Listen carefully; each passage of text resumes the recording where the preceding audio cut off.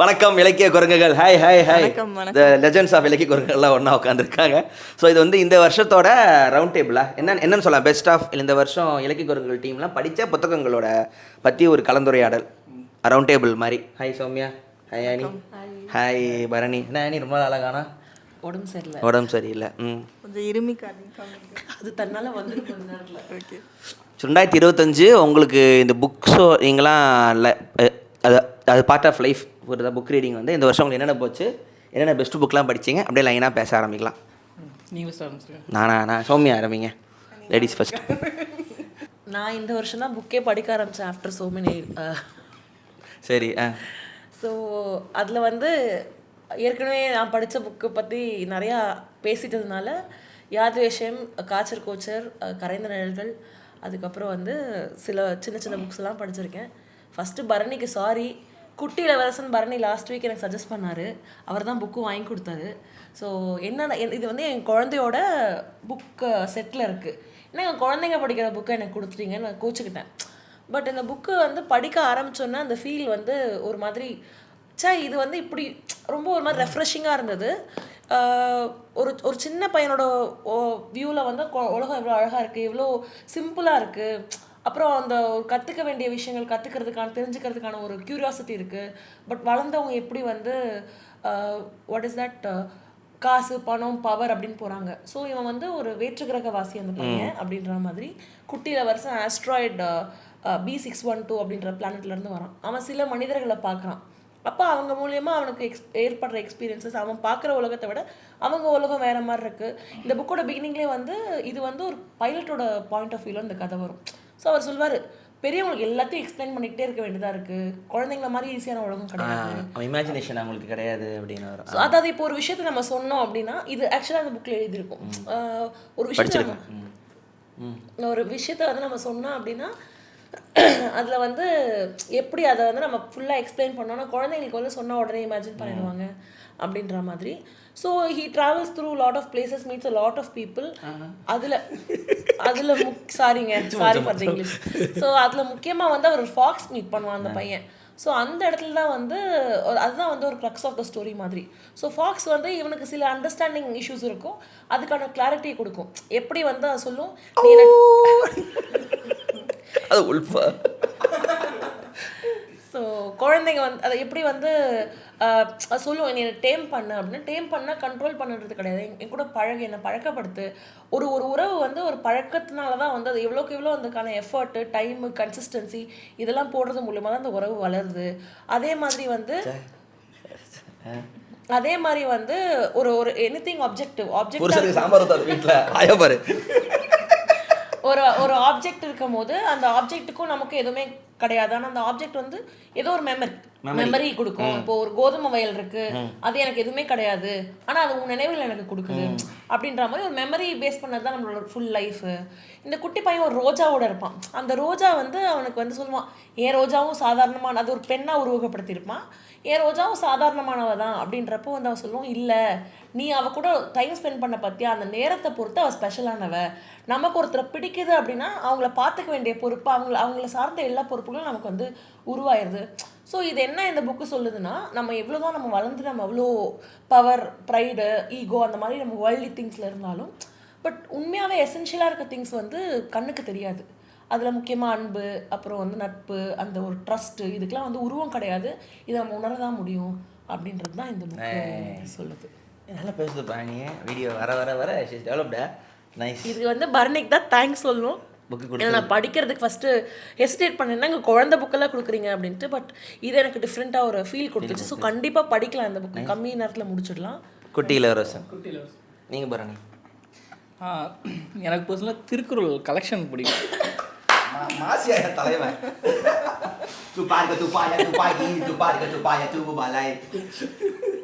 அதுக்கு நிறைய பேர் உரை எழுதியிருப்பாங்க, வேறு வேறு ஃபார்மெட்.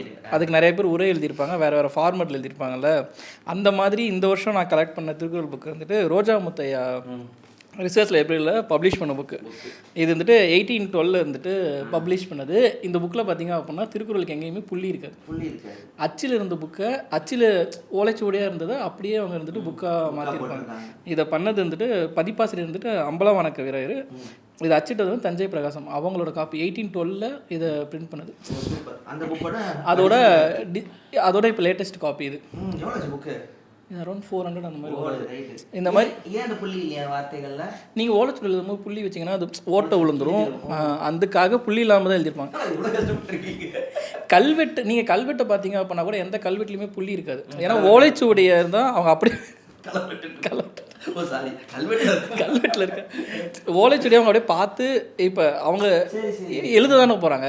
கிட்டத்தட்ட வரைகிற மாதிரி தான் அது ஓலைச்சுவடி என்ன இருக்கோ அதை வரைய போகிறாங்க. ஆனால் கல்வெட்டில் புள்ளி வச்சா பிரச்சனை இல்லை. ஆனால் அவங்க புக்கில் இருக்க இதை பார்த்து எழுத தான் போகிறாங்க.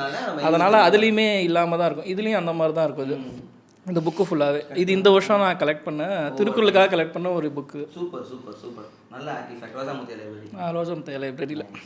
நைஸ். அடுத்து சொல்ல போறீங்க? இல்லை அடுத்து நான் வந்து படித்த புக் வந்து மெடிக்கல் அப்பா தேடுன்னு ஒரு புக்கு 1 வருஷமாக படித்து வெற்றிகரமாக அதை பேசி முடிச்சிருந்தேன். ஆப்பிரிக்கா ஒரு ஹாப்பினஸ் ஆகிற சௌமியா வந்து கருப்பின மக்களுக்கு ஒரு துன்பம்னா நான் குரோம்பேட்டில் போவேன் அப்படின்னு கிளம்பிடுவாங்க. என் மக்களுக்கு என்னால் எனக்கு கவலை இல்லை, ஆப்பிரிக்கானா அக்கா கருப்பா என்று அந்த படத்தை மெடிக்கல் அப்படி சொல்லி நான் அளவைத்த ஒரு எபிசோடு. டிப்ரெஷன் இருந்துச்சு, டிப்ரெஷன் ஆகணும்னா அந்த வீடியோ எடுத்து பாரு. 10 நிமிஷம் ஆப்பல. First half of the year வந்து நாக் ஆன் த டோர் அப்படின்னு ஒரு புக்கு படிச்சிருந்தேன். அதை பற்றியும் வீடியோவில் பேசியிருந்தேன். செகண்ட் ஹாஃப் ஆஃப் த இயருக்கு வந்து மெடிக்கல் அப்பா தேடின்னு ஒரு புக் படித்து அதை பேசியிருந்தேன். நீங்கள் என்ன படிச்சிங்க? இந்த வருடம் தமிழ் இலக்கியம் முதல் முறை நான் படித்துக் கொண்டிருக்கிறேன். என்னை அனைவரும் பீட்டர் என்று கலைப்பதால் முதல் முறை உங்கள் அபிமான ஜெயமோகனை நான் படிக்க ஆரம்பித்திருக்கிறேன். நான் எப்பேற்பட்ட ஒரு எழுத்தாளர், என்ன ஒரு எழுத்து. ஜெயமோகனோட காடு ஆரம்பித்தேன். ஸோ ஜெயமோகனோட புக்ஸ் எல்லாம் வாங்கி படிப்பான், அவனோட ஷெல்ஃபில் இருந்துச்சு. ஸோ அதில் வந்து காடு இருந்துச்சு. சரி நம்ம ஆரம்பிக்கலாம். தமிழ் இலக்கியம் வந்து நான் சுத்தமாக படித்ததில் உங்களுக்கே தெரியும். நான் இங்கிலீஷ் நிறைய பேசுவேன், சைடே போனதில். சரி எடுக்கலாம், என்ன தான் இருக்குன்னு சொல்லி எடுக்கலாம்னு சொல்லி எடுத்து படித்தேன். ஒரு 20% 30% முடிச்சிருக்கேன். ரொம்ப நல்லா இருக்குது. ஸோ அந்த கல்வெட்டு அது பண்ணுறதுக்காக ஒரு டீம் வந்து காட்டுக்குள்ளே போகுது 1960-70 டைமில். அந்த கேரளா கன்னியாகுமரி அவர் அங்கே தானே இருந்தார், அந்த ஊர் பார்டரில். ஸோ ஸ்லாங்லாம் பயங்கர கஷ்டமாக இருந்துச்சு. ஸோ காடு வந்து அங்கே வாழ்கிற மனிதர்களுக்கும் அவங்களுக்குமான எப்படி நெருக்கமான உறவு இருக்குது. ஒரு இடத்துல காட்டில் மாட்டிப்பார். காட்டில் மாட்டிட்டு வெளியே வர்றோம். ஒரு நாள் ஃபுல்லாக மாட்டிப்பார். அந்த மாட்டுற டைமில் காடு ஒரு கிணறெல்லாம் சொல்லி கொடுத்துச்சு. இதே மாதிரி ஒரு 3 நாள் உள்ள போய் மாட்டிட்டு வா, வாழ்க்கையே அவனுக்கு தெரிய வரும்னு சொல்கிறது. அந்த காட்டில் இருக்கிற அந்த நீலி மேலே இருக்கிற அந்த பாசம். ஸோ ஒரு அது காட்டு வச்சு போன பார்த்துட்டு அது மேலே பயங்கர லவ்வாகவும் மூடாகவும் இருக்கிறது, காமமும் காதலும் எப்படி கலந்து காட்டில் இருக்குங்கிற மாதிரி பயங்கர நல்லா இருந்துச்சு. இல்லையே சொல்கிற மாதிரிலாம் இல்லையா, நல்லா இருக்கு புக்கெல்லான்னு சொல்லி நானே ஷாக் ஆகிட்டேன். சரி ஓகேன்னு சொல்லிட்டு அது வந்து போச்சு. ரொம்ப நல்லா இருந்துச்சு. நான் இப்போ தான் okay Jeyamohan nice, I like this guy அப்படின்னு சொல்லி போயிட்டு இருந்துச்சு. அதுக்கப்புறம் தான் எடுத்தது தான் வெண்முரசு. அது வந்து ஒன் ஆஃப் எனக்கு மகாபாரதம் படிக்க ரொம்ப நாளாக ஆசை. அது அவ்வளோ பெரிய கதை, ஒழுங்காக படிக்கணும் தெளிவான்னு. நான் அதோட நார்மல் டிரான்ஸ்லேஷன்லாம் எடுத்து படிச்சிருக்கேன். இங்கிலீஷ்லேயும் படிச்சிருக்கேன், தமிழ்லேயும் படிச்சிருக்கேன். சமஸ்கிருதம் புக் வந்து கொஞ்சம் போர்.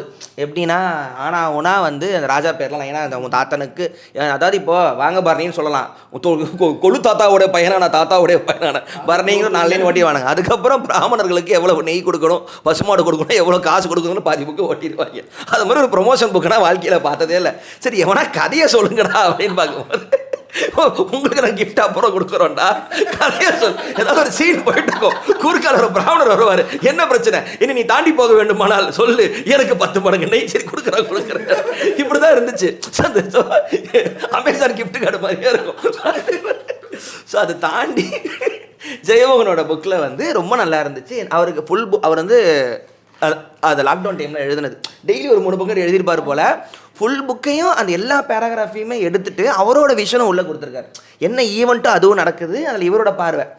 இப்போ செகண்டியோட கதை ஒன்று ஆரம்பத்திலே வந்துடும், பீஷ்மரோட கதை வந்துடும். அவர் பொண்ணாக இருப்பா, அம்பையாக இருப்பா. அவளை வந்து வேற ஒருத்தருக்கு கல்யாணம் பண்ண பிளான் இருக்கும்போது இவர் வந்து கிட்னாப் பண்ணி வர பீஷ்மர்லாம் போயிட்டு அந்த பொண்ணுக்கான இது நீதிலாம் இருக்காது. இப்போ பழைய புக்கில் எடுத்துகிட்டு போனால் அவள் தானே கட்டிக்கணும், அந்த மாதிரி தான் இருக்கும். இவர் வந்து எழுதுறாரு, அவளுக்கான நீதியை வந்து கதையில் எழுதுறாரு. ஓ ஓகே ஸோன்னு சொல்லிட்டு அதான் படிச்சுக்கிட்டு இருக்கேன். நார்மலாக ஒரு இது படித்தேன்னா நான் 4 நாள் ஒரு புக்கை முடிச்சிடுவேன். நான் கிண்டலில் போகும்போது 2 நாள் தாண்டிட்டு 40% தாண்டிடுச்சுன்னு காட்டும். இந்த புக்கை நான் ஒரு வாரமாக படிச்சுக்கிட்டு இருக்கேன், 1% நிற்கிது. எவ்வளோன்னு பார்த்தா 25,000 புக்கு ஏதோ இருக்குது போல். ஸோ அதை ஃபுல்லாக முடிச்சுட்டு கலாகலக்ஷேபம் பண்ணலாம் அப்படின்னா ஜெயமோகன் ரெய்லி மிக்க வாழ்த்துக்கள். உங்களை எவனையும் வயசுக்காரன் பாராட்டியிருக்க மாட்டான், அதனால் நான் பாராட்டுறேன். வெறும் ஒரு தமிழகத்தின் மிக முக்கியமான புத்தகம். அடுத்து அடுத்து நெக்ஸ்ட்டு வந்து அகைன் ஒரு குட்டி புக்கு தான். நாட்ஸுமே சொசைக்கின்னு சொல்லிட்டு 10 இரவுகளின் கனவுகள், 10 dreams of 10 nights of dream. So இந்த புக்கு என்ன பேசுதுன்னா, சில புக்கு வந்து ரியலிஸ்டிக்காக இருக்கும், சில புக்கு கனவு மாதிரி இருக்கும். ஸோ இந்த புக்கு வந்து 10 சாப்டராக பிரிச்சிருக்கு, 10 கனவுகள். அந்த கனவுக்கு ஒரு அர்த்தம் இருக்காது, தொடக்கம் இருக்காது, முடிவு இருக்காது. ஆனால் ஒரு மாதிரி படிக்கிறப்போ ஒரு மாதிரி பொயட்டிக்காக, ஒரு மாதிரி ஒரு ஏஎஸ்எம்ஆர் ஃபீல் மாதிரின்னு வச்சுக்கலாமே, அப்படி இருக்கும். ஸோ ஒரு கனவுல பார்த்தா ஒருத்தன் இறந்து போன ஒரு பெண்ணுக்காக, அந்த பெண் காதலியான்னு கூட கரெக்டாக டிஃபைன் பண்ணியிருக்க மாட்டாங்க, இறந்து போன ஒரு பொண்ணுக்காக 100 ஆண்டு காலம் வெயிட் பண்ணுவான், அப்படி ஒரு கனவு. அப்புறம் இன்னொரு கனவுல வந்து ஒரு ஆர்டிஸ்ட் ஒருத்தர் இருப்பான், அவன் வந்து தன்னோட ஆர்ட் வந்து தன்னை மிஞ்சி வாழும் அப்படின்னு நினைப்பான். ஆனால் அவனோட மூச்சு முடியறதுக்கு முன்னாடியே அந்த ஆர்ட்டோட அந்த ஒரு இது போயிடும். அப்புறம் இன்னொரு கனவுல வந்து ஒரு ஆள் வந்து நான் யாரு, இந்த உடம்பா இல்லை இந்த உயிரா இல்லை வந்து நினைவுகளா அப்படின்ற மாதிரி கேட்டிருப்பாரு. இது ஒரு கனவு. ஸோ அதுதான் ரொம்ப ரிலேட்டிவா, இது எல்லாருக்குமே வந்திருக்கும்ல. ஸோ அது அப்புறம் இன்னொரு கனவுல பார்த்தா ஒரு ஆள் வந்து இருட்டில் ஒரு கண் தெரியாத ஒரு குழந்தைய முதுகில் சுமந்துட்டு போவார். அது வந்து எப்படி இருக்கும்னா, கடைசியில் அவன் என்ன ரியலைஸ் பண்ணுவான்னா, அந்த பின்னாடி சுமக்கிற அந்த குழந்தை அதுதான் வழிகாட்டும் எப்படி போகிறது அந்த இருட்டில் அப்படின்ட்டு. தெரியல, ஏன்னா அதுங்களுக்கு இருட்டும் வெளிச்சமும் ஒன்று தானே கண்ணு தெரியாதவங்களுக்கு. ஸோ அதுதான் வழிகாட்டும். அப்புறம் அவன் ரியலைஸ் பண்ணுவான், ஒன்றும் இல்லை, பேக்கில் சுமக்கிற குழந்தை வந்து தன்னோட கர்மா தானு. So be it good or bad, அது லைஃப் லாங் நம்ம கூடவே வரும் அப்படின்ற மாதிரி. இந்த மாதிரி வந்து ஒரு 10 கனவுகளோட தொகுப்பு. ஒரு டிசையர் எப்படி வந்து ஒருத்தரை கன்சியூம் பண்ணுது, அதாவது ஒரு ஆசையாக தொடங்குற ஒரு விஷயம் எப்படி வந்து ஒரு ஆளை முழுமையாக ஆட்கொள்ளுது அப்படிங்கிறத பற்றியும் ஒரு கனவு பேசும். ஸோ இது வந்து ஒரு ரீடிங் எக்ஸ்பீரியன்ஸாக ரொம்ப பியூட்டிஃபுல்லான ஒரு புக் இது. ஸோ இது ரொம்ப குட்டி புக்காக இருக்குன்றதுனால எல்லாராலையும் படிக்க முடியுன்றதுனால எல்லாருமே படிக்கணும்னு நான் வந்து ரெக்கமெண்ட் பண்ணுறேன். எவ்வளோ முறை நான் தாலி கட்டியிருக்கேன் சின்ன வயசுல, அவ்வளோ எல்லாரையும் முறை கனவு சிம்மனோட கட்டுறேன். எங்கள் அம்மா எழுப்பி காப்பி கொடுத்துருவாங்க, ஸ்கூலுக்கு கிளம்பினாயே அப்படிமா. என்னுடைய 10 கனவுகளும் ஒரு கனவு காலையில் ஜோதிகா மாதிரி கட்டிக்கிட்டு இருந்தேன். அதுக்கப்புறம் கல்யாணம் ஆயிடுச்சு அவங்களுக்கு. ஸோ பேசிக்காக நம்ம ரிச்சாக இருப்போம், வேலைக்கு கூட போக வேண்டாம், எல்லாம் சர்வெண்ட்லாம் இருப்பாங்க, திடீர்னு பார்த்தா எல்லாம் படிக்கும் அப்படின்ற உன்னோட வாழ்க்கை மாதிரி. ஆமாம். ஸோ அப்படிதான் கனவுகள் இருக்கு. ஓகே, நீங்கள் சௌமி அடுத்து உங்களோட. ஆசைப்பட்டு வாங்கணும்னு நினச்சேன், ஆனால் நீ எதுக்கு அப்படி கஷ்டப்படுற, நானே உனக்கு வாங்கி தரேன்னு ஆனி அக்கா வந்து அவுட் தேர் ஸ்க்ரீமிங் அப்படின்னு ஒரு புக்கு வாங்கி கிஃப்ட் பண்ணுறப்போ அடுத்தவங்களுக்கு. நைஸ். இது வந்து ஜார்டன் பீலே வந்து அவரே கியூரேட் பண்ண ஒரு புக்கு. ஸோ ஒரு 10 ஆத்தர்ஸ் வந்து அவரோட படம் கெட் அவுட் நோ. ஜார்டன் பீலேங்கிறது ஸ்கெட்சோட ஜார்டன் பீலாக வர்றவர். அவர் வந்து இப்போ ஹாலிவுட்டில் ஒரு ஹாரர் ஃபில்ம் மேக்கர் ஆகியிருக்காரு, ஒரு பெரிய ஃபில்ம் மேக்கர். அவரோட ஸ்டைல்னு ஒன்று இருக்கு இல்லையா, அவரோட ஃபில்ம் மேக்கிங் ஸ்டைல் கெட் அவுட்டில் இருக்கிற ஒரு த்ரில்லர் இதை அவர் ஒரு ட்ரீட்மெண்ட் பண்ணுவார்ல. ஸோ அதுக்கு சிமிலராக எந்தெந்த ஆத்தர்ஸ் என்னென்ன ஸ்டோரிஸ் எழுதுகிறாங்களோ, ஸோ அந்த த்ரில்லர்ஸை அவரே க்யூரேட் பண்ணி ஒரு புக்காக ரிலீஸ் பண்ணியிருந்தாரு. ஸோ இது அவுட் தேர் ஸ்க்ரீமிங் பயங்கரமாக இருந்துச்சு. சிலக்டிவ் ஸ்டோரிஸாக இருக்கனால ஒரு 3/4 முடிச்சிருக்கேன். ஒரு 1-2 மட்டும் மிஸ் ஆகிருக்கும், சின்ன சின்ன ஸ்டோரிஸ். பட் மற்ற எல்லாமே பயங்கரமாக இருந்துச்சு. ஸோ அது நான் படிச்சுட்டேன். இது இல்லாமல் வந்து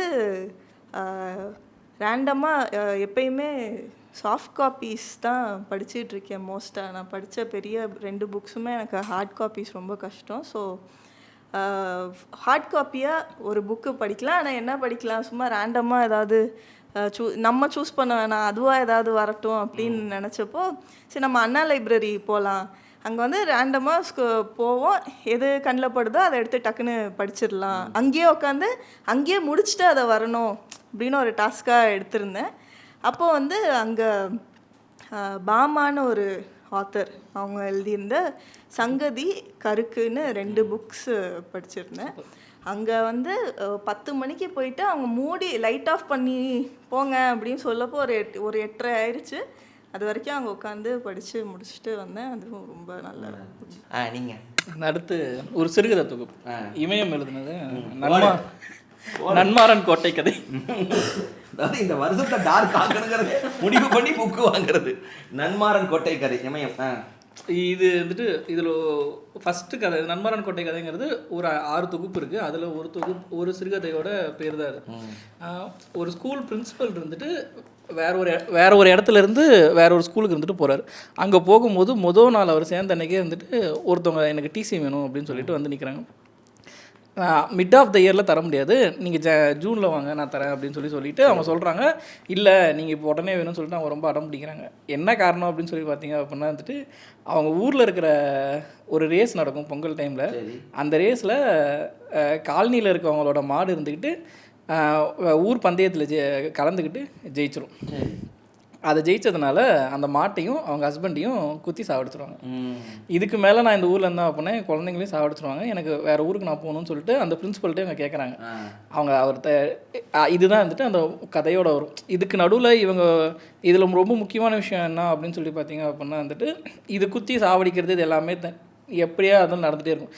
இதில் அவங்க இடனாக சொல்ல வர்றது என்ன அப்படின்னா அந்த காலனியில் யார்ட்டையுமே இது வரைக்கும் மாடே இருக்காது. இவன் ஒருத்தன் தான் வெளியில் போய் ஒரு மாடு வாங்கிட்டு வந்திருப்பான். அந்த மாடுமே வந்துட்டு ரொம்ப நொஞ்சி போன மாடு. அந்த மாடு எதுக்குன்னு சொல்லி கேட்டால் அப்படின்னா வந்துட்டு வண்டியில் மண் ஏற்றி கொண்டு போய் கொஞ்சம் முன்னேறலாங்கிறதுக்காக வாங்குது. அந்த ஊர் பண்ணையாரோட தம்பி இருந்துக்கிட்டு நீ தான் மாடெல்லாம் வச்சுருக்கல போய் இருந்துட்டு ரேஸில் கலந்துக்கோன்னு இவனை தேவையில்லாத உசுப்பேற்றி விட்டு இவன் அப்பயும் போக மாட்டான்னு தான் சொல்லுவான். இவராக இருந்துட்டு வாலண்டியராக உள்ளார தள்ளி விட்டுட்டு அவனை அந்த மாட்டையும் சாவடிக்கணும், அவனையும் ஏதாவது ஒன்று பண்ணணும், எக்கனாமிக்கலி மேலே வந்துடக்கூடாதுங்கிறதுக்காக பண்ண ஒரு ஸ்கெட்சாக தான் வந்துட்டு இந்த மொத்தமே இருக்கும். இதை பற்றி இப்போ ஏன் ஒருத்தவங்க இத்தனை வருஷமாக வந்துட்டு கீழே இருக்காங்க அப்படின்னா வந்துட்டு இந்த ஜாதிய படிநிலையில் அவங்கள எக்கனாமிக்கலி முன்னாடி வரக்கூடாதுங்கிறதுக்காகவே நிறையா ஸ்கெட்ச் நடந்துச்சு. அதை பற்றின பேசுகிற ஒரு சிறுகதை தான் வந்துட்டு அந்த நன்மாறன் கோட்டை கதையோட முதல் சிறுகதை. இது மாதிரி ஒரு 5-6 சிறுகதை இருந்துட்டு மொத்தம் இருக்கும். இது வந்துட்டு இது புக் இந்த வருஷத்தில் படித்ததில் இது வச்சுருங்க. நான் வந்து ஒரு படம் ஒன்று இந்த வருஷம் வந்து இலக்கியம் சார் வந்து அதூர் கோபாலகிருஷ்ணோட அந்த மதில்கள், பஷீரோட மதில்கள் வந்து படமாக யூடியூப்பில் ஃப்ரீயாக இருந்துச்சு. இந்த கேரளா 90s வந்து அந்த ஆர்ட் ஃபிலிமோட கேட்டகரி இருக்கும். ஸோ அந்த விதேயன் பார்த்தேன், மம்முட்டி இது மதில்கள் பார்த்தேன். அப்புறம் ஜி அரவிந்தனோட சிதம்பரம், அது பாதி ஆரம்பிச்சு ரொம்ப ஸ்லோவாக இருந்துச்சு, விட்டுட்டேன். சரி எப்படி முடிய போகுன்னு தெரிஞ்சு போச்சு எனக்கு. ஸோ அந்த விதேயன் பார்த்துட்டு எனக்கு அரண்டுருச்சு. ஏன்னா இது மதில்களும் போட்டேன், விதேயனும் போட்டேன். மதில்களில் ரொம்ப பாவமான ஒரு அதே மம்முட்டி, விதயனில் மிகப்பெரிய கொடூர வில்லன். எனக்கு ரெண்டுத்தையுமே பேரலாக பார்க்கணும்னு வம்புக்குன்னு எப்படி ஒரு ஆளால் 2 டைமென்ஷனும் பண்ண முடியுதுன்னு. நம்ம சேனலில் இது மதில்கள் வந்து நான் அதை வந்து பஷீரோட சிறுகதை ரொம்ப குட்டி பக்கம் தான். அவர் இது அவராகவே இருப்பார், பஷீராகவே இருப்பார். ஜெயிலுக்கு வருவார், ஒரு சின்ன கேஸ் தான், பெருசாக கண்டுக்க மாட்டேன். அவருக்கு ஜெயிலில் ஃபேன்ஸும் இருப்பாங்க. அவர் கேட்குற பீடி கட்டு வரும், காஃபி வரும், பிளாக் காஃபி போட்டுக்குங்க, அவருக்குன்னு ஒரு குல்லா போர்வை தனி, ஜெயிலில் ரொம்ப ஜாலியாக இருப்பார். நம்மளும் கிளம்பிடலான்னு இருப்பார். ஸோ அப்போ வந்து அந்த பக்கம் காம்பவுண்ட் இருக்கும், அந்த பக்கம் லேடிஸ் பிரிசன் இது பெண் ஜெயில் இருக்கும். அங்கே இருக்கிற ஒருத்தி பேசுவா, ஒரு பொண்ணு ஒருத்தி பேசுவா. இங்கேருந்து அந்த காம்பவுண்ட் சைடில் 2 பேர் பேசிப்பாங்க. ஸோ ஃபேஸே தெரியாத ஒரு கைதி கிட்ட இங்கேருந்து ஒரு பேசி அவரை அழகை பற்றி பேசுவார். உடனே நான் எங்கே லவ் பண்ணுவேங்க, இது எங்கே முத்தம் கொடுப்பேன், எங்கே நம்ம பார்க்கலாம். அவங்களுக்குள்ள டெய்லி வாழ்க்கைனா இவருக்கும் தனிமை, அவளுக்கும் தனிமை. ஸோ அவளை பார்க்காமலே இங்கேருந்து பேசி முடியும். ரொம்ப சின்ன ஷார்ட் ஸ்டோரி, இந்தியாவோட ஃபேமஸான ஷார்ட் ஸ்டோரியில் வரும். ஸோ எண்டிங்கில் வந்து அந்த ஷார்ட் ஸ்டோரி எங்கே நமக்கு பயங்கரமாக பிளாக் ஆகும்னா, அவர் வந்து வெளியே போகலான்னு பேசிகிட்டு இருப்பார். வெளியே பயங்கர இந்தியாவில் நிறைய செய்ய வேண்டியது இருக்குது, எல்லாருக்குமே இருக்கும் ஜெயிலில் இருக்கிற ஆசை. இந்த பொண்ணை லவ் பண்ண ஆரம்பிச்சிடுவார். இன்னும் 2 நாளில் நம்ம பார்க்கலாம், வெளியில் நான் வருவேன், நீனு வா சொல்ல. அவன் என்ன மாதிரி இருப்பான், சிம்பிள்லாம் சொல்லுவாள். அன்னைக்குன்னு பார்த்து கரெக்டாக அவர் ஜாமீன் கொடு, நீங்கள் கிளம்புங்கன்றவாங்க, உங்களுக்கு ரிலீஸ்ன்றவாங்க. அப்போ அவர் வந்து ஹூ வாண்ட்ஸ் ஃப்ரீடம்னு கேட்பார். அவர் அந்த வார்த்தை வந்து எனக்கு அது வரைக்கும் ஷார்ட் ஸ்டோரி தான். அந்த இடத்துல வந்து பஷீர் வந்து எப்படின்னு எவ்வளோ பெரிய ஞானின்னா, ஒரு சராசரி வார்த்தையில் வந்து ஒரு பெரிய ஃபிலாசபி அடங்கியிருக்கும். இதுவும் தமிழில் வந்து இது மௌனி அதை பண்ணியிருப்பார், வேறு யாருக்கும் அது வந்து வரல. அதுக்கப்புறம் ஜெயமோகன் பண்ணுறாரு, இப்போ படிச்சுக்கிறனால சொல்லிக்கிட்டு இருக்கேன். ஸோ இதில் வந்து அது யாருக்கு வேணும் உங்கள் ஃப்ரீடம்னு கேட்பார். இல்லை நீ வெளியே போகணும், இல்லைங்க அதுவும் ஜெயிலு தான் அப்படிம்பார். அவருக்கு என்னென்னா கோவம், என்ன இப்போயே என்ன அனுப்புறீங்கன்னு. ஸோ காதல்னு வரும்பொழுது மனுஷன் வந்து அந்த ஜெயில் அவனுக்கு இப்போ வீடாக மாறுது, வெளி உலகம் ஜெயிலாக மாறுது. அவனை தூக்கி வெளியே தள்ளுவாங்க, பிடிச்சி சார் கிளம்புங்க சார், ஏன் சார் தள்ளி ஜெயிலில் சாத்துவாங்க. அப்படியே நிற்பார், ஷார்ட் ஸ்டோரி முடிஞ்சிடும். இந்த படத்தில் வந்து இந்த ஷார்ட் ஸ்டோரி வந்து கடைசி இது 20 மினிட்ஸ் தான் வருது. ஏன்னா அவர் நான் கவனித்தேன் எப்படி பண்ண போகிறார், இந்தியா ஃபுல்லாக ஃபேமஸான ஷார்ட் ஸ்டோரி எல்லாருக்கும் கதை தெரியுமேன்னு பார்த்தா அந்த அந்த 1.25 மணி நேரம் இவரோட வாழ்க்கை, ஜெயில் இவர் தனியாக இருக்கிறது, அந்த டைமில் யாரெல்லாம் ஜெயிலுக்குள்ளே வந்திருப்பாங்க, கேஸ்ட் எப்படி வேலை செய்யுது, பாலிடிக்ஸ் என்ன இருக்குது, காங்கிரஸ் அது கம்யூனிசம் என்ன பண்ணுறது, அதெல்லாம் ஃபுல்லாக காட்டிட்டு இவங்க எல்லாம் அவங்களோட இந்த கேங்கெல்லாம் போயிடும். அப்புறம் இவர் மட்டும் தனியாக இருப்பார் ஜெயில். அப்போ தான் அவருக்கு முறை தனிமை வரும் வாழ்க்கையில். ஏன்னா நம்ம ஜாலியாக இருந்த பஸ்ஸி டக்குன்னு சோகமாவார், இப்படி தான் இருக்குமா தனிமையும் பாரு, யாருமே இருக்க மாட்டாங்க, நடந்துக்கிட்டே இருக்கும் போது அந்த பொண்ணு இன்ட்ரடியூஸ் ஆகிறா, அதுக்குள்ளே முக்கால்வாசி படம் முடிஞ்சிடும். கடைசி காமனர் தான் அந்த மொத்தம் ஷார்ட் ஸ்டோரியுமே. எனக்கு பார்த்துட்டு சரி இந்த இடத்துல தான் வந்து அதூர் வந்து, ஆனால் அவரும் பஷீர் இந்த படத்தை பார்த்தாரா அதுக்காக நினைக்கிறேன், அதுவும் தெரில, படம் நாவலோட நல்லா இருக்குன்னு சொன்னார் மாதிரி ஞாபகம் தெரில, அது எந்த டைம்ல எனக்கு தெரியல, அது கன்ஃபார்ம் பண்ண முடியல. ஆனால் அது வந்து எனக்கு லிட்ரேச்சரோட ஃபீல்டில் வந்து முக்கியமாக கொடுத்த ஒரு விஷயமா இருந்தது. லிட்ரேச்சரை ஃபிலிமாக அடாப்ட் பண்ணும்போது அந்த மாதிரி தான் இது பண்ண முடியும். நமக்கு இருந்துட்டு ஃப்ரீடம், ரெண்டுமே வேறு வேறு மீடியம். இந்த மீடியத்தை அப்படியே நான் அதில் கொண்டு போய் வைக்கிறேன் அப்படின்னா அது பண்ணவே முடியாது. நீங்கள் இப்போ கடைசியாக வெற்றிமாறன் இருக்கிற சில படத்துலலாம் கூட பார்த்தீங்க அப்படின்னா வந்துட்டு லாக்அப் டெத், அந்த லாக்அப் நாவல் இருந்துட்டு செகண்ட் ஹாஃப் தான், ஃபஸ்ட் ஆஃப் தான், செகண்ட் ஆஃப் இருந்துட்டு அந்த ஆடிட்ரு அதெல்லாம் இருந்துட்டு வேறு கதை. நீங்கள் அந்த லாக்அப் டெத்தை மட்டும் எடுத்தீங்க அப்படின்னா அது கதையாக நிற்காது, படமாக நிற்காது. ஸோ இது ஃப்ரீடம், ரெண்டு மீடியமுக்கான இண்டிபெண்ட்டாக எப்படி இது பண்ணணும் அப்படின்ற ஒரு நாலேஜ் தான் அது ரெண்டுமே இதாக இருக்கும். லிட்டில் பிரின்ஸ் புக்கு இருக்குல்ல, அந்த புக்கு இப்போ படமாக வந்திருக்கும். நீங்கள் அந்த புக்கையும் படிங்க, அந்த படத்தையும் பாருங்கள், அது ரெண்டுக்கும் ஏகப்பட்ட வித்தியாசம் இருக்கும். நீங்கள் ஒரு புக்கை ஃபிலிமாக அடாப்ட் பண்ணும்போது என்னென்ன கன்சிடர் பண்ணணும் அப்படிங்கிறத அதில் இருக்கும். அதனால தான் அது பிஎஸ்ஸும் வந்து நிறையா கிரிட்டிசிசனுக்குள்ளேயும் போச்சு இல்லை. நாங்கள் லிட்ரேச்சர் பேசிக்கிட்டு இருக்கோம், லிட்ரேச்சர் புக்கு பேசுகிறோம். கல்கியில் வாரம் அந்த சிறுகதைலாம் எங்களுக்கு வேணாம், அது புக்காக நல்லா இருக்காது. கமான் பரணி ஊட் தமிழக வரலாறுலாம் அங்கே சௌமியா, நீ ஏதாவது புக்கு பிளான் பண்ணி நான் இது படிக்க முடியல எதாவது இருந்தால் கூட சொல்லுங்கள், வாங்கணும்னு ஆசை மாதிரி இருந்தால் கூட போன இந்த வருஷம் இருந்தது கூட இருக்கும். இந்த வருஷம் அந்த மாதிரி ஃப்ராங்கென்ஸ்டைன் படம் வந்ததுக்கப்புறம் அதை பார்த்துட்டு நான் மைண்ட் ப்ளோன் ஆகிட்டு, ஓகே இந்த புக் ஃப்ராங்கென்ஸ்டைன் ஆக்சுவலாக ஒரு புக்கிலேருந்து வந்த ஒரு ஸ்டோரி தான். ஒவ்வொரு டிரெக்டர்ஸும் ஒவ்வொரு எரால அவங்கவுங்க அடாப்டேஷனாக படம் எடுத்திருக்காங்க. ஸோ கிலர்மோட ஃப்ராங்கென்ஸ்டைன் இப்போ 2025 வந்தது பயங்கரமாக இருந்துச்சு. எனக்கு வந்து இவ்வளோ ரொம்ப வருஷம் கழித்து ஒரு செம்ம இமோஷ்னலான ஒரு படம் பார்த்த ஃபீல் ஒன்று இருந்துச்சு. ஸோ அது அந்த சோர்ஸ் மெட்டீரியல், அந்த புக்கை, அந்த ஆத்தர் பேர் ஷெல்லியா, ஸோ ஷெல்லி எழுதுனா அந்த ஒரிஜினல் மேரி ஷெல்லி எழுதின ஒரிஜினல் ஃப்ராங்கென்ஸ்டைனை படிக்கணும்னு ஆசைப்படுறேன். அது இல்லாமல் பல புக்ஸ் வந்து கெஸ்ட் லிஸ்ட்டில் இருக்குது. அது எல்லாமே ஒரு 3-4 பேஜ் மட்டும் படிச்சுட்டு, இல்லாட்டி ஒரு சாப்டர் 2 சாப்டர் மட்டும் படிச்சுட்டு பாதியிலே வச்ச புக்ஸ் எல்லாம் தான் இதெல்லாம். அது இன்ட்ரெஸ்டிங்காக இல்லை அப்படிலாம் கிடையாது, எல்லாமே ரொம்ப பயங்கரமான புக்ஸ். பட் ஏதோ ஒரு ஃப்ளோவில் அப்படி மிஸ் ஆகுறதுனால பாதியிலே இருக்குது. ஸோ இந்த வருஷம் நான் படித்து முடிக்கணும்னு நினைக்கிறது வந்து த சிங்கப்பூர் ஸ்டோரி அப்படின்னு ஒரு மெமோர் பை லீ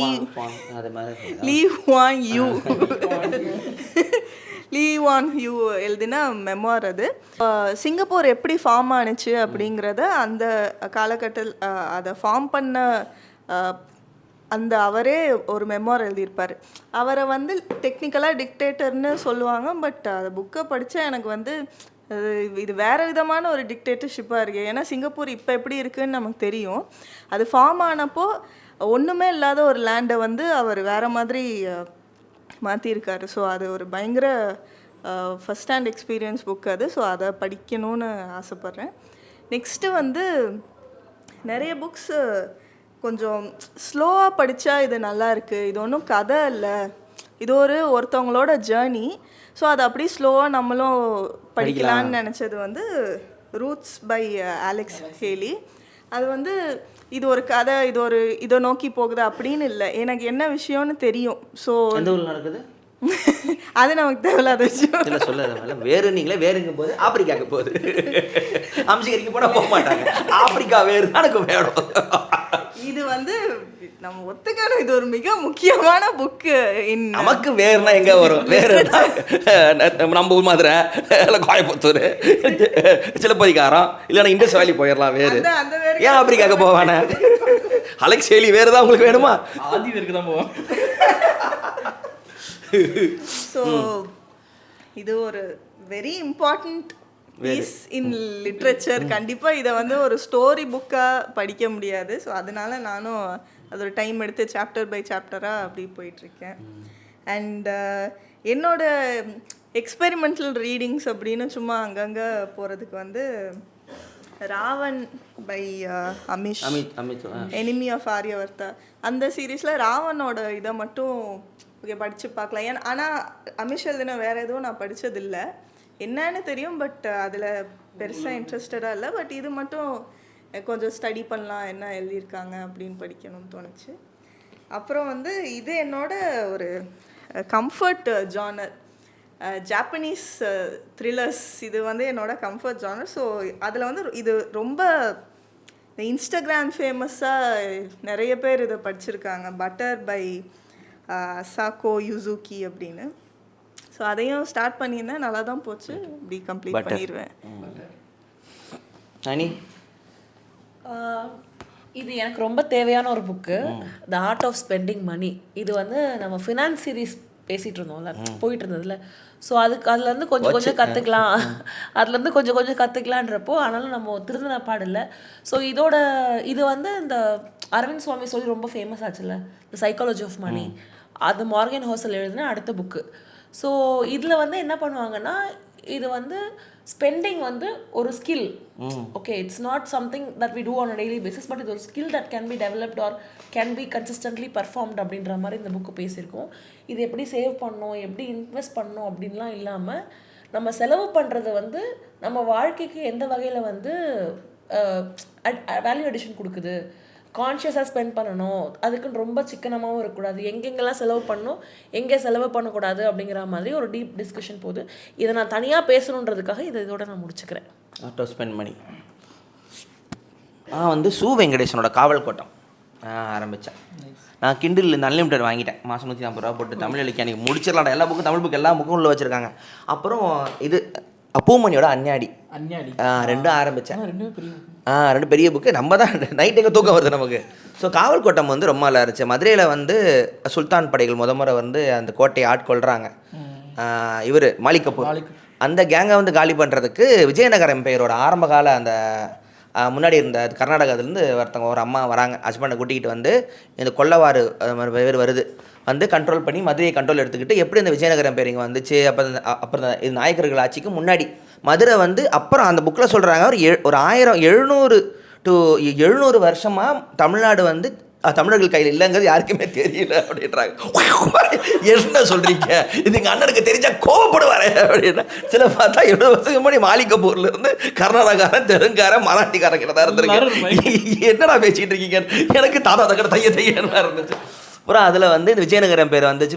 விஜயநகரம் பேரோட மருமகன் இருப்பார், அவர் வந்து எப்படி அப்புறம் அந்த பாளையக்காரர்கள் வந்து எப்படி வந்துச்சு, 72 பாளையமாக எப்படி மாற்றினாங்க, அது ஏன் நடந்துச்சு, அதில் மாதிரி ஆரம்பிச்சு அவங்க விஜயநகரம் வந்து மதுரையை கண்ட்ரோல் பண்ணுறது. இங்கே ஜெயினிசம் சமணம் எப்படி இருந்துச்சு, பௌத்த மதம் என்ன மாதிரி இருந்துச்சு, இந்து மதம் என்ன மாதிரி கட்டிக்கிட்டு இருந்தாங்க, கோயில் எப்படி காப்பாற்றினாங்க, அதெல்லாம் வந்துக்கிட்டு இருந்துச்சு. நான் நல்லாவே டீப்பாக எழுதியிருக்காரு அவர்.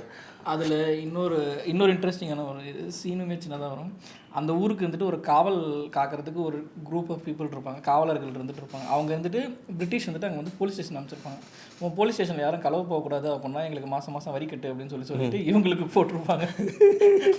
இவனுங்க அதை பிரிட்டிஷ்க்கு எழுதி இந்த மாதிரி எங்ககிட்ட ஒருத்தர் வந்து வரி கேட்குறான், எதுக்குன்னு கேட்டால் திருடிட்டு போயிடக்கூடாது அப்படின்ற, நீங்கள் தான்டா போலீஸ், நீங்கள் தான்டா அதை காப்பாற்றணும் அப்படின்னு சொல்லிட்டு இது மாஃபியா மாதிரி தான். இது மாஃபியா அப்படிங்கிறத தாண்டி இருந்துட்டு உங்களுக்கு வசந்த பாலன் ஒரு படம் எடுத்திருந்தாருல்ல, ஆமாம், அந்த அரவான். அதில் இருந்துட்டு உங்களுக்கு களவு எந்த அளவுக்கு இருக்கும் அந்த அளவுக்கு காவலுமே இருக்கும். அந்த களவையும் காவல் நீங்கள் இன்னுமே காவல் எவன் காப்பான் அப்படின்னா வந்துட்டு களவுல எவன் ரொம்ப நாள் இருந்தானோ அவன் தான் காவலுக்கு சிறந்த ஆளு. இந்த மாதிரியான நிறைய நுவான்சஸான விஷயமுமே வந்துட்டு அந்த காவல் கோட்டம்ல இருக்கும். நீங்கள் அது ரொம்ப ரிசர்ச் பண்ணி எழுதியிருந்தாரு, பயங்கரமாக ரிசர்ச் பண்ணி எழுதின புக்கு. அதில் சாகித்ய அகாடமி வாங்கிருச்சு. ஆமாம், அதில் இந்த பலியெல்லாம் அசால்ட்டாக வருது. பலி ரொம்ப அசால்ட்டாக. இப்போ அந்த பேலஸ் கட்டுவாங்க, அரண்மனை கட்டுவாங்க, ஒரு 4 பேர் அதுக்குன்னே சூஸ் பண்ணி 4 பேர் இதை அறுத்துப்பாங்க, அவங்க இது கழுத்தை அறுத்துக்கிட்டு அந்த பிளேட்டில் தான் ஆரம்பிக்கிறாங்க கன்ஸ்ட்ரக்ஷனை. இப்போ இருந்துட்டு இப்போ அந்த பாளையமாக பிரிச்சுன்னு சொன்னீங்கல்ல, இப்போ சேலத்து பக்கத்தில் இருந்துட்டு ஒரு ஊர் இருக்குது, அங்கே இருந்துட்டு ஒரு கோபிச்செட்டிப்பாளையம் ஒரு இல்லை அது கோயம்புத்தூர் ஒரு கோவில் இருக்குது. அந்த கோயிலில் பார்த்தீங்க அப்படின்னா அந்த கோயிலுக்கு முன்னாடியே இருந்துட்டு நார்மலாக நிறையா பழைய காலத்து கோயிலெல்லாம் பார்த்தீங்க அப்படின்னா வந்துட்டு இந்த மாதிரி நரபலி கொடுத்த ஒருத்தவங்க இருந்துட்டு நடுக்கல் இருந்துட்டு இருக்கும். அந்த சிற்பத்தில் இருந்துட்டு அவங்கள தனியாகவே செதுக்கியே வச்சுருப்பாங்க. நடுக்கல் அப்படிங்கிறது ரொம்ப ப்ரீவியஸாக இருந்தது. இப்போ இவங்கள இருந்துட்டு செதுக்கி வர்றது அப்படிங்கிறது வந்துட்டு கொஞ்சம் கொஞ்சமாக நான் கல்லை கலையாக மாற்ற கற்றுக்கிட்டேன். அந்த டைமில் வர்றது இது ரீசெண்டாக நடந்த அந்த ஒரு இதுவாக இருக்கும். இந்த மாதிரி அந்த புக்கு இன்னும் நிறைய விஷயம் பேசும். ரொம்ப டென்ஸான புக்கு. அவரது எல்லாமே நல்லா இருக்கும். வேல்பாரிலேருந்து எல்லாமே அது வேல்பாரி ஆரம்பிச்சுட்டு இது முடிச்சிடலான்னு சொல்லிட்டு காவல்கோட்டை ஆரம்பித்தேன். நல்லாயிருக்கும். அதுக்கப்புறம் இது பூமியோட அண்ணாடி வந்து ஆரம்பிச்சது. ஸோ அந்த வண்ணான் சாலையில் இருக்கிற மாரியும் அவர் ஃப்ரெண்டும், அவர் பேர் என்ன, ஆண்டி ஆண்டி ஆண்டி ஐயோ அது ரொம்ப மாறி வந்து சின்ன வயசுலேருந்து ஆரம்பிக்கும். ஒரு காவாசி தான் படிச்சிருக்கேன். ஆரம்பிக்கும் நல்ல ஃப்ரெண்ட்ஸாக இருப்பாங்க. அவன் மாறி பயங்கரமாக அந்த கதையெல்லாம் கதை சொல்லுவான். அதையும் அவன் வந்து அவன் ஃப்ரெண்டு ஆண்டி வந்து ஸ்டோரி, இவன் வந்து இது செலவு செய்கிற கேஸ்ட்டில் இருப்பான். ஆண்டி கொஞ்சம் வேறு கேஸ்ட், என்ன அதில் புரியல எனக்கு. ஆனால் மேல் ஜாதின்னு மட்டும் தெரியுது. 2 பேரும் ஃப்ரெண்ட்ஸாக இருப்பானுங்க. வீட்டுக்கு தெரியாமல் தான் பேசி பழகுவானுங்க. இவன் கதையெல்லாம் சொல்லுவான். நான் இத்தனை சின்ன போனேன் தலைகளாம் என்கிட்ட பேசிச்சேன். அப்புறம் என்னாச்சு அப்படிமா அவனுக்கு தெரியும் கதை தான் சொல்கிறேன். அப்புறம் அது கூட அப்படியே நான் போனேன், அதுக்கு சின்ன இது ரெக்கம் முளைச்சிது, பறந்து போனேன், அங்கே போனோம். அப்புறம்டா இப்படியே பேசுகிறதா வழக்கமே. வயசாகிட்டே இருக்கும், ஃப்ரெண்ட்ஸ் ஆவாங்க, கொஞ்சம் கொஞ்சம் வீட்டில் திட்டுவாங்க, பேசிக்கிட்டே இருப்பாங்க. இவன் இல்லாமல் அவன் இல்லாத மாதிரி ரொம்ப க்ளோஸ் நட்பாக இருக்கும். கால் உடையும் அவனுக்கு. கால் உடையும் போது அது எப்படி சரியாகுது, ரொம்ப டீப்பாக இருக்கும். ஒரு டைமில் மாறிக்கு இது முடியாமல் இறந்துருவான். உடம்பு முடியல அப்படின்னு தான் முடிஞ்சிடும். அதுக்கு ஒரு சாவறதுக்கு நாள் முன்னாடி அவன்கிட்ட ஒரு கதை ஒன்று திருப்பி ஃப்ரெண்டுக்கிட்ட ஆண்டிக்கிட்டுன்னு சொல்லுவான். மாதிரி போச்சா சரிடான்னு சொல்லிட்டு அது மாதிரி படிக்கும்போது கண்ணிலேருந்து தண்ணி ஊற்றுது எனக்கு. இது என்ன வேறு மாதிரி இருக்குது, இதுதான் இலக்கிய அனுபவமா, தமிழ் இலக்கிய அனுபவமா சொல்லிட்டு அது ரொம்ப நல்லா இருந்துச்சு. அப்போ தான் இந்த பூமணியோட இன்டர்வியூலாம் பார்த்துக்கிட்டு இருந்தேன். அது கொஞ்சம் நல்லா அழகாக பேசிக்கும், மெதுவாக பொறுமையாக இதான் பேசிக்கிட்டு இருந்தார். Original story Vekkai. ஆமாம், வெக்கை. ஸோ அது ஒன்று இப்போ ஆரம்பிச்சிருக்கேன். ஸோ இதுதான். அப்புறம் இந்த மகாஸ்வேதா தேவி அப்படின்னு பெங்கால் ஒரு பிராமண பெண், ஆனால் அதெல்லாம் மறுத்துட்டு இந்த கம்யூனிஸ்ட் ஜாதி மறுப்பு கதைகள் எழுதுகிற நாவலாசிரியரோட அந்த பிடிஎஃப் கிடச்சிது. அவங்க நீலம் பதிப்பகத்தில் அவங்களோட பப்ளிகேஷன்லாம் பார்த்துருந்தேன். அதே புக் ஃபெஸ்ட்டில் அப்பப்போ ஓரமாக இருக்கும் ஃபுல் தொகுப்பு. அதில் 2-3 கதைகள்லாம் படித்தேன். அது பயங்கரமாக இருந்துச்சு. அதில் வந்து ஒரு கிராமத்தில் ஒரு ஆண்டவர் தரப்பான், தலித் மக்கள் இருப்பாங்க. அங்கே இருக்கிறவங்க ரொம்ப காலங்காலமாக சுரண்டுவாங்க. அங்கே வந்து அதில் இருந்த ஒருத்தன் வந்து இந்த ஆண்டைக்கிட்ட அடியால் வேலை செய்வான். தான் ஃபேமிலியை காப்பாற்றுறதுக்காக அவன் பண்ணுற எல்லா தப்புக்கும் கூடவே இருப்பான். ஸோ அந்த டைமில் மெதுவாக கம்யூனிசம் உள்ள வரும், தோழர்கள் உள்ள வருவாங்க. இவனோட பையனே அந்த இடத்துக்கு போவான், தான் பையனே அவன் புதைப்பான். அந்த மாதிரி நிலமை ஆகிடும். எல்லோரும் கொண்டுக்கிட்டே இருப்பான், ஆண்டை யாரும் வந்துடக்கூடாது. கடைசியில் இவரே கோவப்பட்டு அந்த ஆண்டையை கொன்னுட்டு அந்த இடத்துல அப்படியே ஒரு மென்டல் மாதிரி உட்காந்துருக்கார மாதிரி கதை முடியும். அது ஒன்று பார்த்துட்டு பயங்கர இதுவாக இருந்துச்சு. 1064 சொல்லிட்டு ஒரு படம் ஒன்று ப்ளெக்ஸில் பார்த்துக்கிட்டு இருந்தேன். அவங்க எழுதின நாவலோட கதை. அதாவது ஒரு பெரிய பணக்கார பிராமின் பெங்கால் ஃபேமிலியில் இருக்கிற ஒரு பையன் நக்ஸலைட்டாக மாதிரி இறந்துடுறான். இறக்கும் போது அம்மாக்கு தெரியுது அவன் அந்த மூமெண்ட்டில் இருந்திருக்கான்னு. ரொம்ப சின்ன பையன். எங்கே அவனை விட்டோன்னு சொல்லிட்டு அம்மாவோட ஃப்ளாஷ்பேக்கில் கதை போகுது. எப்படி நம்ம பையன் மாறான்னு பார்த்தா அவன் டெய்லி பேசிகிட்டு இருப்பான், நாட்டை பற்றி கோவப்படாமல் வெளியே போவான். அம்மா கேர் இல்லாமல் இருந்திருப்பாங்க. நல்லா இந்த பணக்கார வெல் ஃபேமிலினால அப்பாவுக்கு யாருக்குமே தெரில பையன் என்ன பண்ணுறான்னு. ஏன் நம்ம பையன் அந்த இடத்துக்கு போனால் நம்ம இவ்வளோ பெரிய எல்லாருமே அந்த ஒரு இன்னொரு வீட்டுக்கு போவான். அவனோட ஃப்ரெண்டு ஒரு நக்ஸலாக இருந்திருப்பான். அவங்க ரொம்ப அந்த கஷ்டப்படுற குடும்பம். அந்த அம்மா கேட்பாங்க, என் பையனை விடுமா, கஷ்டத்தில் இருக்கிறான், செத்து போயிட்டான், உன் பையன் ஏமா செத்தான், எல்லாமே இருக்கே, உங்களுக்கு காசு இருக்கே. அம்மா யோசிக்க, என் பையன் ஏன் சாகணும், மக்களுக்காக இறங்கி என் பையன் போலீஸ் மக்களை சேர்ந்து அடித்து கொண்டிருப்பாங்க. அந்த கேள்வியை நோக்கி போகும். அவனோட பாடியோட அந்த பேரில் இப்போ நம்பர் வந்து 1000. ஓகே, இது 64. இன்னும் உங்களோட இது பையன் பேர் இதான் நம்பருன்றவாங்க. ஸோ அந்த நம்பரில் போய் பார்த்ததுலேருந்து அவங்களோட ஃப்ளாஷ்பேக் அப்படியே போகும். அது வந்து படமாக ஒரு 1 hour பார்த்தேன், அதுக்குள்ளே பார்க்க விட்டுட்டேன். அது நாவலாகவும் இருக்குது பல. இது அவங்கள பற்றி இந்த வருஷம் நான் கண்டுபிடிச்சது. அடுத்து இருந்துட்டு மாபெரும் சபைதனி உதயச்சந்திரன் ஐஏஎஸ் அவர் எழுதின புக்கு. இவர் ஐஏஎஸ்ஸாக இருக்கும் போது என்னென்ன அதில் ஒரு அனுபவம் கிடச்சிருக்கும்ல, அந்த அனுபவத்தில் இருந்துட்டு ஒரு விகடனில் இருந்துட்டு ஒரு தொடராக எழுதின புக்கு. எஜுகேஷன் லோனுக்காக இருந்துக்கிட்டு இவர் எந்த அளவுக்கு கஷ்டப்பட்டு நிறைய பேருக்கு எஜுகேஷன் லோன் சாங்ஷன் பண்ணார். சுனாமி வந்த டைமில் இவர் எப்படி ஃபீல்டில் இறங்கி ஒர்க் பண்ணார். ஒரு ஸ்போர்ட்ஸ் இருந்துட்டு 2 ரிலீஜியனுக்கோ இல்லை 2 கேஸ்ட்டுக்கோ நடுவில் இருக்கிற ஒரு ஃபைட் இருந்துட்டு எப்படி டிசால்வ் பண்ணுது அப்படிங்கிறதெல்லாம் பற்றி இருந்துட்டு இவருக்கு வெளியிலேருந்து ஒரு நாலேஜ் வந்திருக்கும். அந்த நாலேஜை தமிழ் மண்ணுக்குள்ளார கொண்டு வந்து அவர் அதை இம்ப்ளிமெண்ட் பண்ணும்போது அதுக்கு வேறு ஒரு நீங்கள் உருமாற்றி கொடுக்குற மாதிரி இருக்கும்ல, அதை அவர் எப்படி பண்ணார் அப்படிங்கிற மாதிரிலாம் இருக்கும். ஒரு நெல்சன் மண்டேலா இருந்துட்டு பேஸ்பாலை யூஸ் பண்ணி சவுத் ஆஃப்ரிக்காவில் இருந்துட்டு எப்படி இருந்துட்டு கருப்பர்களுக்கும் இவங்களுக்கும் இருக்கிற ஒரு கேம் இருந்துட்டு எப்படி அவர் ப்ளே பண்ணார் அப்படிங்கிறத பற்றி ஒரு படம் வந்துருக்கு. இந்த இன்விக்ஷியஸ்ன்னு நினைக்கிறேன். ரக்பியை பேஸ் பண்ணி அந்த பேஸ் பண்ணி ஒரு படம் இருக்கும்ல, அந்த படம் வந்துட்டு இவருக்கு எந்த மாதிரி ஹெல்ப் பண்ணிச்சு, இவர் சர்வீஸில் இருக்கும்போது அந்த படம் எப்படி ஒர்க் பண்ணிச்சு.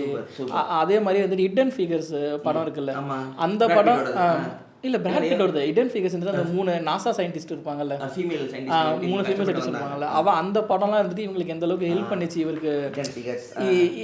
இந்த மாதிரி வேர்ல்டு நாலேஜ் எனக்கு எப்படி ஹெல்ப் பண்ணுது, நான் படிக்கிற புக்கு இவர் பள்ளி கல்வித்துறையில் இருக்கும்போது வந்துட்டு இங்கே இருக்க தமிழ்நாட்டில் இருக்க புக்ஸு ஸ்கூல் புக்ஸோட ஸ்டாண்டர்ட்ஸ் எப்படி இன்க்ரீஸ் பண்ணணும் அப்படிங்கிறதுக்காக எந்த மாதிரி ஒர்க் பண்ணுங்கிறத பற்றின ஒரு டீட்டெயிலாக இருந்துட்டு அவர் இதை பண்ணியிருப்பார். இது ஆடியோ புக்காகவும் இருக்குது, விகடனே இது ஆடியோ புக்காகவும் வச்சுருக்காங்க.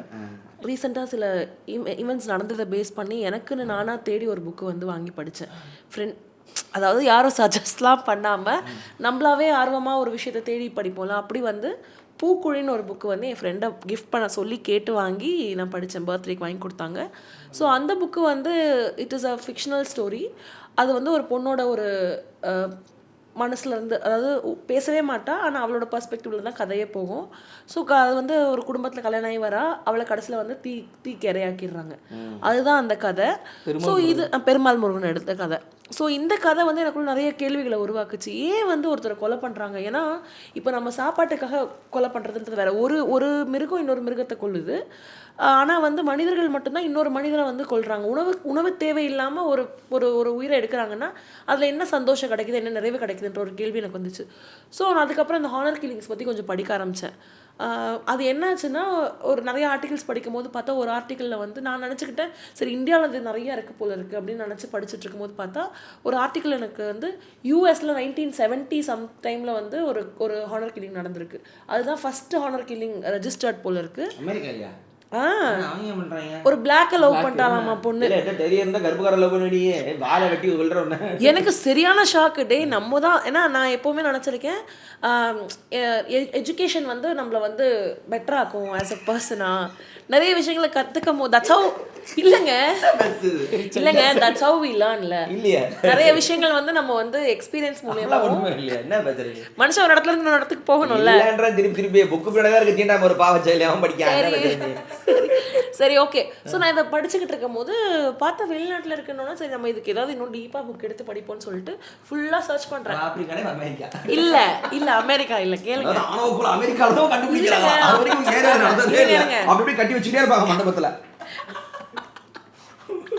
அதாவது நான் ஒரு புக்கு பயங்கரமாக படித்தேன். ஒரு இடத்துல இருந்து இன்னொருத்தர் கல்யாணம் பண்ணிக்கிட்டா இந்த பொண்ணை வந்து கொண்டுட்டாங்க அப்படின்னு ஒரு ப்ரீஃபேஸ் படிக்கிறேன். சரி எங்கேயோ நம்ம ஊரில் நடந்திருக்குன்னு பார்த்தா அரப் கண்ட்ரியில் நடந்திருக்கு. இல்லை அராபுக்குள்ளே எல்லாருமே முஸ்லிம்ஸாக தானே இருப்பாங்க, அப்புறம் என்னடா உனக்குன்னா அதுக்குள்ளே ஏதோ இருந்திருக்கு போல இருக்கு. ஸோ அப்படி நான் தேடி ஒரு புக்கு வந்து வாங்கியிருக்கேன். இன்னும் படிச்சு ஃபுல்லாக முடிக்கல. இது வந்து அது கொலை பண்ணவனும் ஒரு பெர்ஸ்பெக்டிவ், அந்த கொலைக்கு உட்படுத்தப்பட்ட ஒரு பெண். ஆமாம், இது இல்லை கொலைக்கு இல்ல நம்ம அப்படி நினைச்சுக்கிறோம் விஜய். ஆனா வந்து ஹானர் கில்லிங்ன்றது வந்து ஜாதினாலேயோ மதம்னாலேயோ கிடையாது. தன்னோட குடும்பத்துக்கு எந்த வகையான டிஸானர் வந்தாலும், இப்போ ஒரு டிரான்ஸ்ஜெண்டரா வராங்க கொன்றுவாங்க. ஓகே, ஒரு டிரான்ஸ்ஜெண்டரா வராங்க அப்படின்னா அது குடும்பத்துக்கு இழுக்குன்னு கொன்றுவாங்க. இல்லை வந்து ஒரு கே லெஸ்பியன் ரிலேஷன்ஷிப்பில் போகிறாங்கன்னா அகைன் அது குடும்பத்துக்கு இழுக்கு. அதே மாதிரி நம்ம பழகிறவங்க கூட, அதாவது நம்ம ரொம்ப க்ளோஸாக பழகிறோம் ஒருத்தரோட, அவங்க வந்து நம்ம வர்க்கத்தை சேர்ந்தவங்க கிடையாது, ஏதோ ஒரு நாம்ஸ் அந்த குடும்பத்துக்கு இதுதான் ஹானர் அப்படின்னு நினைக்கிறோம், கொன்றுவாங்க. இதில் முக்கியமாக வந்து குடும்பத்துக்கு வெளியே இருக்கவங்களை கொள்றதை விட குடும்பத்துக்குள்ளே இருக்கவங்களை கொள்றது தான் வந்து. ஸோ இது நான் உண்மை கரெக்டான பாயிண்ட். பிகாஸ் ஒரு வருஷத்துக்கு நான் படித்த வரைக்கும் ஒரு வருஷத்துக்கு 5000க்கு மேலே கொலைகள் நடக்குது அமெரிக்காவில். வெளியே எல்லா நாட்டிலையும் சேர்த்து அதுல 5% தான் இந்தியா. அப்ப சுத்தி பாருங்க, அவ்வளோ கொலை நடக்குது, ஆனா அவ்வளோ கேஸ் ரெஜிஸ்டர் ஆகுதா? கிடையாது. பிகாஸ் இவர் சொன்ன லாஜிக் தான். குடும்பத்துக்குள்ள கொலை பண்ணா சூசைடு, இல்ல உடம்பு போயிட்டாங்க, தவறி விழுந்துட்டாங்க அப்படின்னு சொல்லி ஈஸியா கேஸை முடிச்சிருவாங்க. அண்ட் எனக்கு ஒரு இழுக்கு கொண்டு வந்த உனக்கு எதுக்கு உயிர்ன்ற மாதிரி தான். ஸோ இந்த புக்கு என்ன பேசுதுன்னா, ஒரு அப்பா வந்து தன்னோட மகளையும் இவங்க இந்த லெனே ஓல்டுன்றவங்க வந்து 5 இயர்ஸ் ஜார்டன், இது ஜார்டன் பேஸ்ட் புக்கு. இது ஜார்டனில் வந்து அன்டில் லாஸ்ட் 2 to 3 இயர்ஸ் வரைக்குமே இந்த மாதிரி ஹானர் கில்லிங்ஸ் நிறையா நடந்திருக்கு, நிறையா அந்த மாதிரி கட்டுப்பாடுகள் இருந்திருக்கு அந்த ஊரில். ஸோ ஒரு ஃபேமிலியில் மூத்த மகளையும் ஒய்ஃபையும் கொண்டிருப்பாரு. அடுத்த பெண்ணுக்கும் ஏதோ ஒரு தகாத உறவு இருக்குன்ற சந்தேகத்துல அந்த பொண்ணை கொலை பண்றதுக்கு முயற்சி எடுத்திருப்பாரு. அதுல இருந்து அவ தப்பிச்சிருப்பா. இது சீரியல் கில்லிங்கா? சைக்கோபாத பத்தி படிச்சு. இல்ல ஆனா அவர் காரணம் சீரியல் கில்லர்ஸ்க்கு காரணம் இருக்காதுல்ல, இவர் காரணம் வைக்கிறாருல்ல.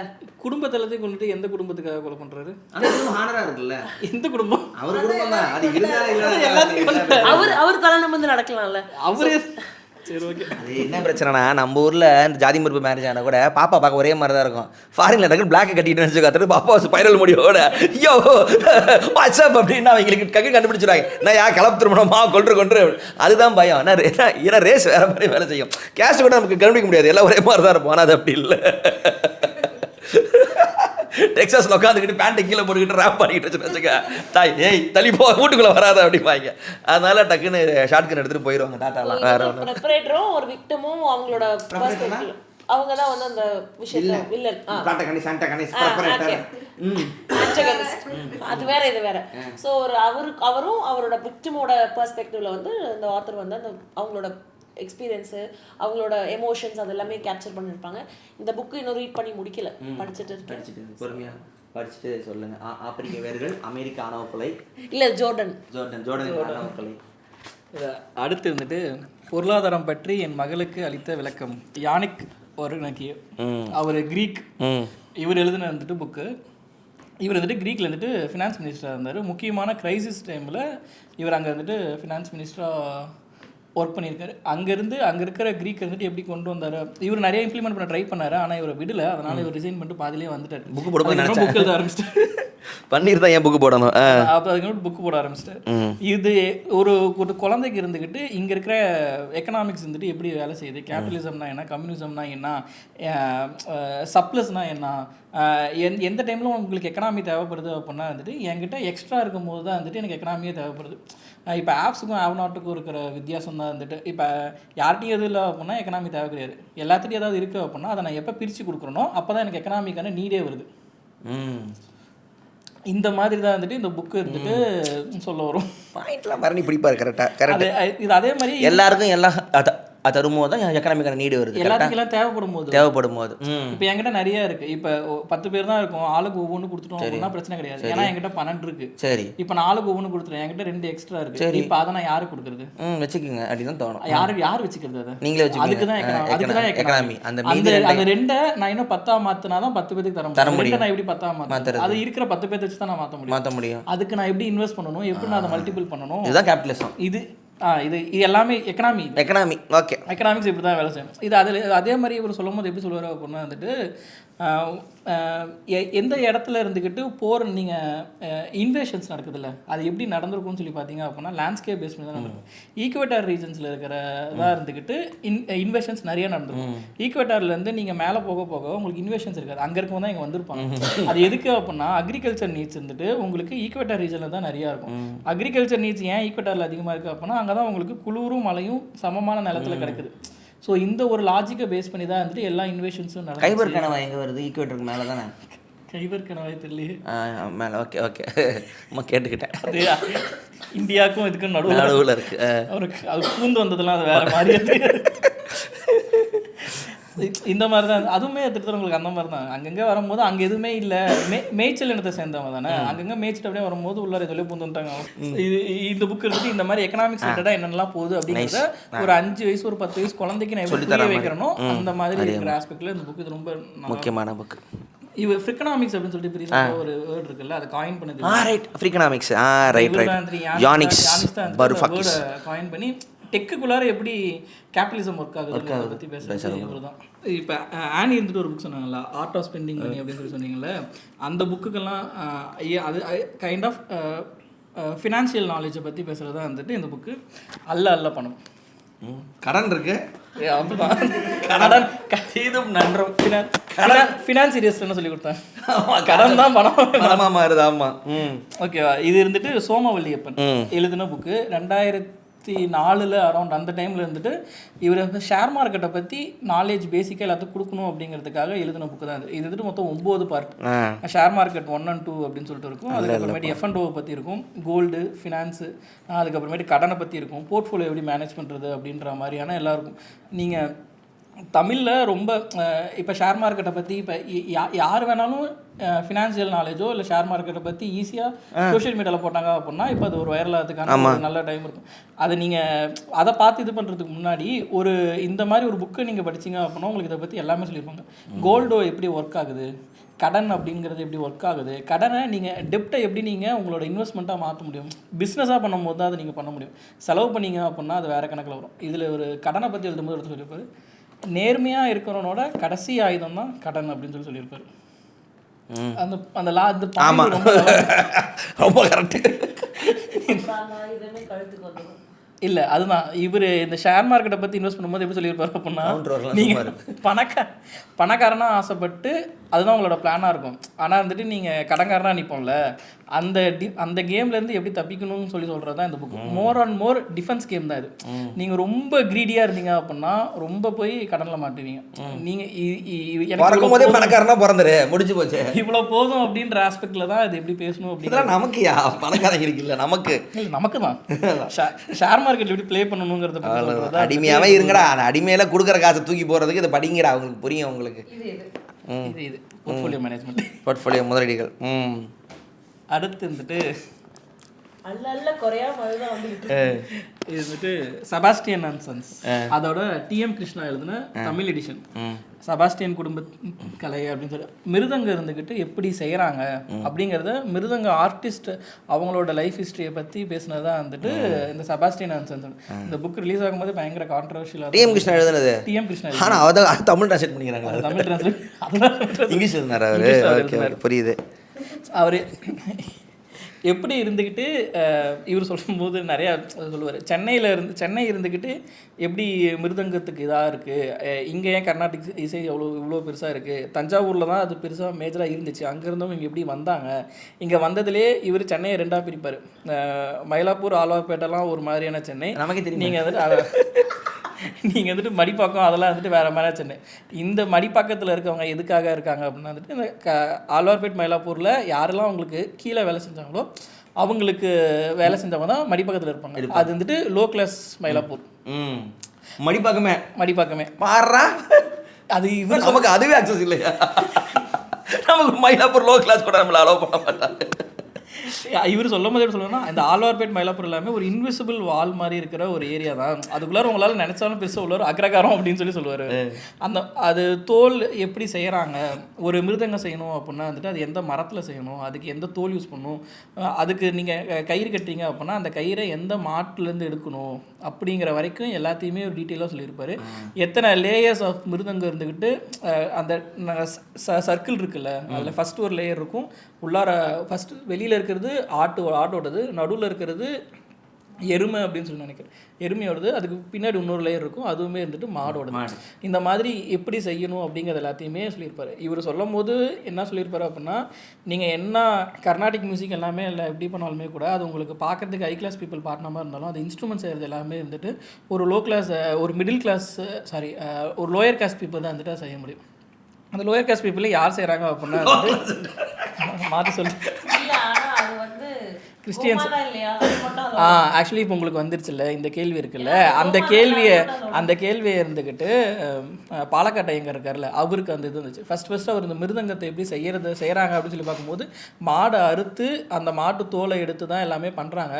அப்படி இருக்கும்போது அந்த மிருதங்கம் இல்லாமல் எப்படி கச்சேரி பண்ண முடியும், இது வந்துட்டு நம்மளோட இதுக்கு தவறாக இருக்குது அப்படின்னு சொல்லிட்டு அவர் ஒருத்தர் போய் கேட்டார்.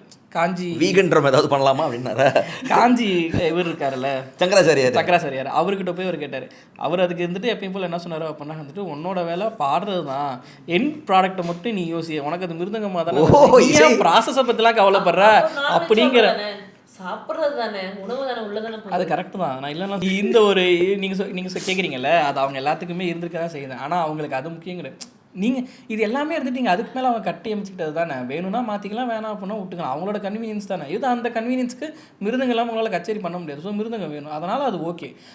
ஆனால் மிருதங்கம் எப்படி சொல்கிறது, இப்போ அது நீங்கள் சொல்கிற அளவுக்கு ரொம்பலாம் அவங்க யோசிச்சாங்க அப்படின்னா இருந்துட்டு இந்நேரம் மாறியிருப்பாங்கல்ல, மாறாமல் இருப்பாங்க, கண்டுக்காமல் இருந்திருப்பாங்க.